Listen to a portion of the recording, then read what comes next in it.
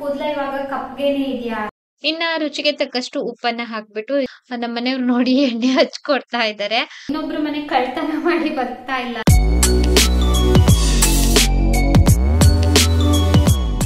Hello ಸ್ನೇಹಿತರೆ, welcome back to my channel. ಇವತ್ತು ಶನಿವಾರ. ನಾನು ತಲೆಗೆ ಮೆಹಂದಿ ಎಲ್ಲ ಹಚ್ಕೊಂಡು ಪಾತ್ರೆ ಎಲ್ಲ ತೊಳಿತಾ ಇದ್ದೀನಿ. ಬೆಳಿಗ್ಗೆನೆ ಮೆಹಂದಿ ಹಚ್ಕೊಂಡಿದ್ದೆ, ತುಂಬಾ ದಿನಗಳಾಗಿತ್ತು ಅಂತ. ಇವಾಗ ತಾನೇ ನಾನು ಸ್ನಾನ ಮುಗಿಸ್ಕೊಂಡು ಬಂದೆ, ಮೆಹಂದಿ ಹಚ್ಕೊಂಡಿದ್ದೆ ಅಲ್ವಾ, ಹಾಗಾಗಿ ನೀವು ಮತ್ತೆ ಕೇಳ್ತೀರಿ. ನಿನ್ನೆ ಒಂದು ಕಾಮೆಂಟ್ ನೋಡಿದ್ದೆ ನಾನು, ವಿದ್ಯಾವರಿ ನೀವು ಮೆಹಂದಿ ಹಚ್ಕೊಂಡಿದ್ರಲ್ವಾ, ನಿಮ್ ಕೂದಲ ಇವಾಗ ಕಪ್ಪಗೆನೆ ಇದೆಯಾ ಅಂತ.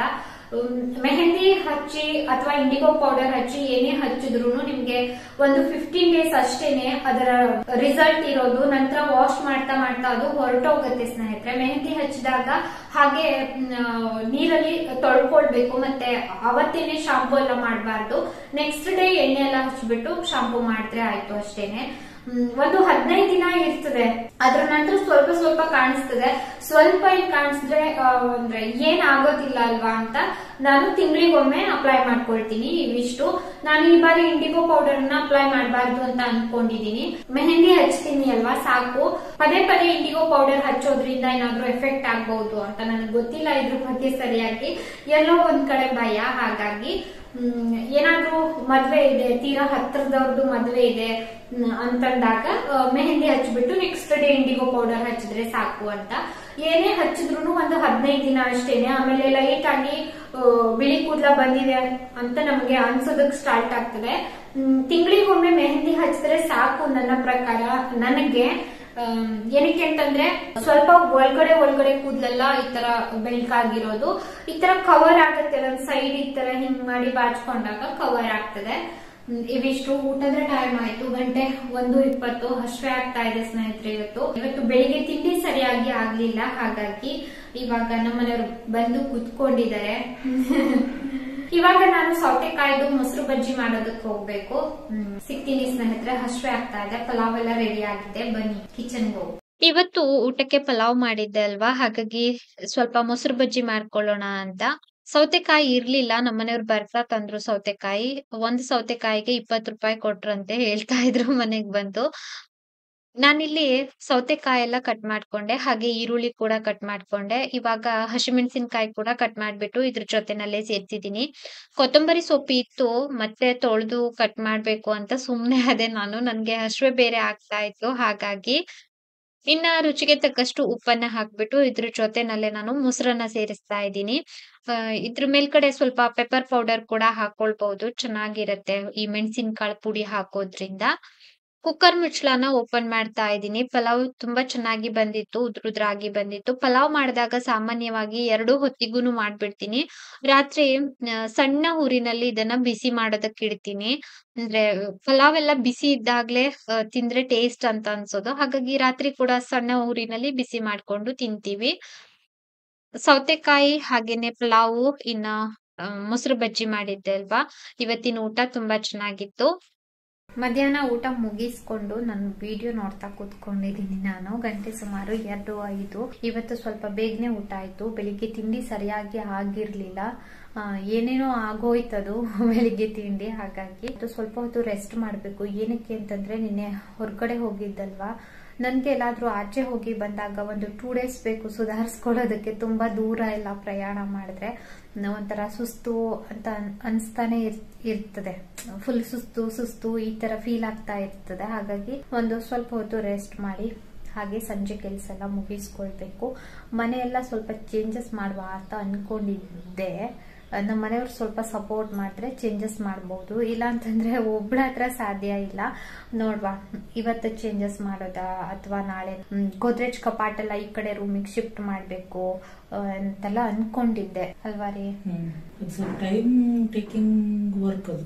ಹಾ, ಟೈಮ್ ಬೇಕು ನಿಜ. ಆದ್ರೆ ನೀವು ಒಂದ್ಸರಿ ಶಿಫ್ಟ್ ಮಾಡ್ಕೊಟ್ರು ಮಿಕ್ಕಿದೆಲ್ಲ ಕೆಲಸ ನೋಡ್ವಾ ಟೈಮ್.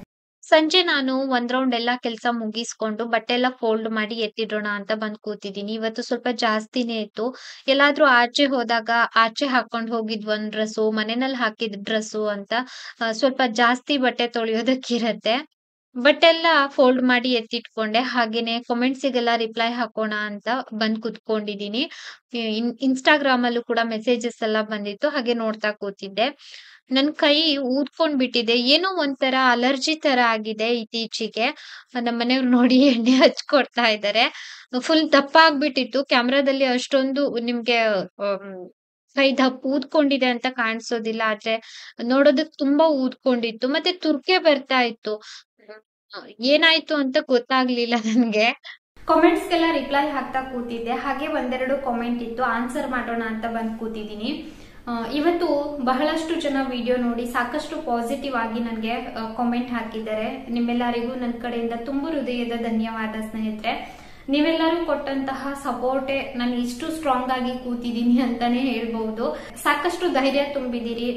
ನಿಮ್ಮ ಸಪೋರ್ಟೇ ನಾನು ಇವತ್ತು ಅಂದ್ರೆ ತುಂಬಾ ಸ್ಟ್ರಾಂಗ್ ಆಗಿದ್ದೀನಿ. ಜೀವನದಲ್ಲಿ ಏನೇ ಬಂದ್ರು ಅದನ್ನ ಈಸಿಯಾಗಿ ಹ್ಯಾಂಡಲ್ ಮಾಡ್ತೀನಿ ಅನ್ನುವಂತಹ ಒಂದು ಧೈರ್ಯ ಇದೆ. ಇನ್ನ ಒಂದು ಬಿಂದು ಹೇಮಾ ಅವರು ನನಗೆ ಒಂದು ಪ್ರಶ್ನೆ ಕೇಳ್ತಾ ಇದ್ದಾರೆ ತುಂಬಾ ದಿನದಿಂದ.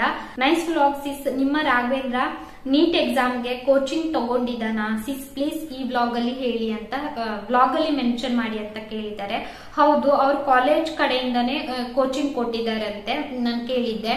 ತುಂಬಾ ಡಿಟೇಲ್ ಆಗಿ ಹೇಳ್ಬೇಕಂತಂದ್ರೆ ರಾಘವೇಂದ್ರನೇ ಬರ್ಬೇಕು ಕ್ಯಾಮ್ರಾ ಮುಂದೆ. ತುಂಬಾ ಬ್ಯುಸಿ ಇರ್ತಾನೆ ಅವನು, ಸಿಗೋದಿಲ್ಲ.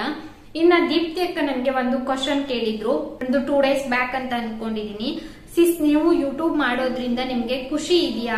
ನಿಮ್ಗೆ ಇದರಿಂದ ಆದ ಅಡ್ವಾಂಟೇಜ್ ಅಂಡ್ ಡಿಸ್ಅಡ್ವಾಂಟೇಜ್ ಹೇಳುತ್ತೀರಾ? ಕಾಯುತ್ತೇನೆ ಸಿಸ್, ದೇವ್ರು ನಿಮ್ಗೆ ಒಳ್ಳೇದ್ ಮಾಡ್ಲಿ ಅಂತ ಹೇಳಿದ್ದಾರೆ. ಖಂಡಿತ ನನ್ಗೆ ಖುಷಿ ಇದೆ. ಅಂದ್ರೆ ಯೂಟ್ಯೂಬ್ ಮಾಡೋದ್ರಿಂದ ನಿಮ್ಗೆ ಖುಷಿ ಇದೆಯಾ ಅಂತ ಕೇಳಿದ್ರಿ ಅಲ್ವಾ? ಖಂಡಿತ ಖುಷಿ ಇದೆ. ಏನಕ್ಕೆ ಅಂತಂದ್ರೆ ನನಗ್ ಗೊತ್ತು ನಾನು ಸರಿಯಾದ ದಾರಿನಲ್ಲಿ ಹೋಗ್ತಾ ಇದ್ದೀನಿ ಅಂತ. ತಪ್ಪು ದಾರಿನಲ್ಲಿ ನಡೆಯುವಾಗ ಮಾತ್ರ ಭಯ ಇರ್ಬೇಕಲ್ವಾ? ಅಂದ್ರೆ ನಾನೇನು ಕೂಡ ಅಂದ್ರೆ ತಪ್ಪು ದಾರಿನಲ್ಲಿ ಹೋಗ್ತಾ ಇಲ್ಲ. ನಾನೊಂದು ಸರಿಯಾದ ಪ್ಲಾಟ್ಫಾರ್ಮ್ ಅನ್ನ ಆಯ್ಕೆ ಮಾಡ್ಕೊಂಡಿದೀನಿ. ಸರಿಯಾದಂತಹ ವಿಡಿಯೋಸ್ ಹಾಕೊಂಡು ಹೋಗ್ತೀನಿ. ನನಗೆ ತುಂಬಾ ಖುಷಿ ಇದೆ ಸ್ನೇಹಿತರೆ. ಹಾಗೆ ಇನ್ನ ಒಂದು ತಪ್ಪು ದಾರಿ ಹಿಡ್ದಿ ಬರ್ತಾ ಇಲ್ಲ, ಯಾರಿಗೂ ಮೋಸ ಮಾಡ್ತಾ ಇಲ್ಲ, ಇನ್ನೊಬ್ರ ಮನೆ ಕಳ್ತನ ಮಾಡಿ ಬರ್ತಾ ಇಲ್ಲ ಅಲ್ವಾ? ತುಂಬಾ ಖುಷಿ ಇದೆ. ಅಡ್ವಾಂಟೇಜ್ ಮತ್ತೆ ಡಿಸ್ಅಡ್ವಾಂಟೇಜ್ ಬಗ್ಗೆ ಕೇಳಿದ್ರಿ ಅಲ್ವಾ? ಯಾವುದೇ ವೃತ್ತಿ ಆಯ್ಕೆ ಮಾಡ್ಕೊಂಡ್ರು ಎರಡೂ ಇರತ್ತೆ. ಅಡ್ವಾಂಟೇಜು ಇರುತ್ತೆ, ಡಿಸ್ಅಡ್ವಾಂಟೇಜು ಇರುತ್ತೆ. ಅಡ್ವಾಂಟೇಜ್ ಇದೆಯಾ ಅಂತ ಕೇಳೋದಾದ್ರೆ ಖಂಡಿತ ಇದೆ. ಬಹಳಷ್ಟು ಜನ ಅಂದ್ರೆ ಯೂಟ್ಯೂಬ್ ಅರ್ನಿಂಗ್ಸ್ ಅಷ್ಟೇ ಅಂದ್ರೆ ಅರ್ನ್ ಮಾಡೋದಿಲ್ಲ, ಜೊತೆ ಪ್ರಮೋಷನ್ ವಿಡಿಯೋ ಎಲ್ಲ ಮಾಡ್ತಾರೆ. ಚಿಕ್ಕ ಪುಟ್ಟ ಯೂಟ್ಯೂಬರ್ಸ್ಗೆಲ್ಲಾನು ಅಂದ್ರೆ ಹೇಳ್ಕೊಳ್ಳುವಷ್ಟು ಅಮೌಂಟ್ ಅನ್ನ ಕೊಡೋದಿಲ್ಲ ಪ್ರಮೋಷನ್ ವಿಡಿಯೋ ಎಲ್ಲ ಮಾಡಿದಾಗ. ಅಂದ್ರೆ ಪ್ರಾಡಕ್ಟ್ ಕೊಡ್ತೀವಿ, ಪ್ರಮೋಟ್ ಮಾಡಿ ಅಂತ ಹೇಳ್ತಾರೆ.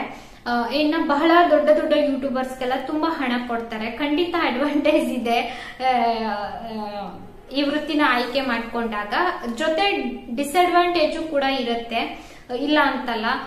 ಏನಂದ್ರೆ ಒಂದು ಸೋಷಿಯಲ್ ಮೀಡಿಯಾದಲ್ಲಿ ನಾವಿದ್ದೀವಿ ಅಂದಾಗ ಸಾಕಷ್ಟು ಜನ ಸಾಕಷ್ಟು ರೀತಿನಲ್ಲಿ ಮಾತಾಡ್ತಾರೆ. ಒಂದು ವಿಡಿಯೋ ನೋಡಿ ನಮ್ ಬಗ್ಗೆ ಏನೂ ಗೊತ್ತಿರೋದಿಲ್ಲ, ಅಂದ್ರೆ ಕೆಟ್ಟದಾಗಿ ಮೆಸೇಜ್ ಹಾಕ್ಬಿಟ್ಟು ಹೋಗ್ಬಿಡ್ತಾರೆ. ಇನ್ನ ಒಂದು ನಮ್ಮನ್ನ ನೋಡೋ ದೃಷ್ಟಿಕೋನನು ಕೆಲವರು ಬದಲಾಯಿಸ್ಕೊಂಡಿರ್ತಾರೆ. ಇವರು ಸೋಷಿಯಲ್ ಮೀಡಿಯಾದಲ್ಲಿ ವಿಡಿಯೋ ಮಾಡ್ತಾರೆ ಅಂದ್ರೆ ಕೆಲವರು ಪಾಸಿಟಿವ್ ಆಗಿ ನೋಡ್ತಾರೆ, ಕೆಲವರು ನೆಗೆಟಿವ್ ಆಗಿ ನೋಡ್ತಾರೆ.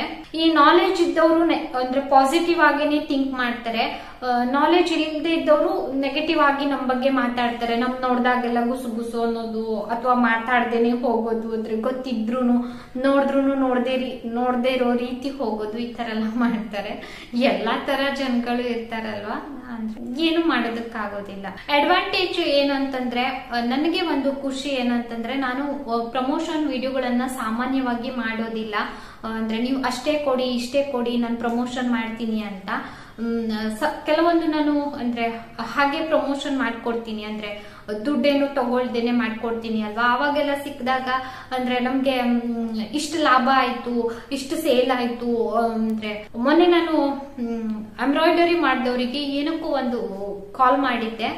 ಅವಾಗ ಅವ್ರು ಹೇಳ್ತಾ ಇದ್ರು, ನಿಮ್ಮ ವಿಡಿಯೋ ನೋಡಿ ಸುಮಾರು ಜನ ಬಂದಿದ್ರು, ಕುಮಟಾ, ಹೊನ್ನಾವರ ಈ ಕಡೆಯವರೆಲ್ಲ ತುಂಬಾ ಜನ ಬಂದಿದ್ರು ಅಂತ ಖುಷಿ ಪಟ್ರು. ಹಾಗೇನೆ ಬಟ್ಟೆ ಅಂಗಡಿಗಳಲ್ಲಿ ವಿಡಿಯೋ ಮಾಡಿದಾಗ ಅವರು ಕೂಡ ಹೇಳ್ತಾರೆ, ಅಂದ್ರೆ ತುಂಬಾ ಸೇಲ್ ಆಯ್ತು, ಅಂದ್ರೆ ನಿಮ್ ವಿಡಿಯೋಸ್ ನೋಡಿ ಬಂದಿದ್ರು, ಹೇಳಿದ್ರು, ನಮ್ಗೆ ಖುಷಿ ಆಯ್ತು ಅಂತ ಹೇಳ್ತಾರೆ.